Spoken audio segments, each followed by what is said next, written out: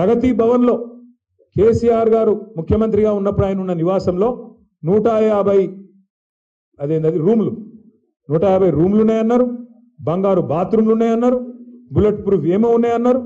మళ్ళీ మొన్న పాపం బట్టి విక్రమార్క గారు ఇప్పుడు అల్లు ఉంటాడు.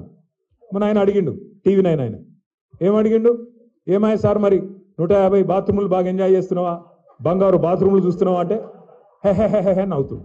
సో ఈ గడిలో మీరు ప్రతిపక్షంలో ఉన్నప్పుడు లోపల బంగారు కమోడ్స్ ఉన్నాయని, పెద్ద పెద్ద మహల్లు ఉన్నాయని, 100 బెడ్రూమ్లు ఉన్నాయని, దాంట్లో చాలా ఉన్నాయి. అవన్నీ కనిపిస్తున్నాయా? అన్నీ ఉన్నాయా? అవన్నీ మీరు కూడా ఎంజాయ్ చేస్తున్నారా?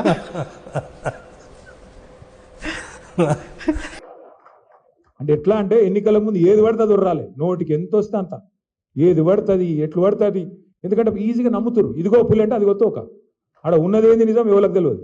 కానీ ఇవాళ మరి బట్టి విక్రమార్క నాకు కూడా కనబడ్డాడు అసెంబ్లీలో. నేను అడిగిన, అన్న మరి 150 రూమ్లలో ఏ రూమ్లో అంటున్నావే అని అడిగిన.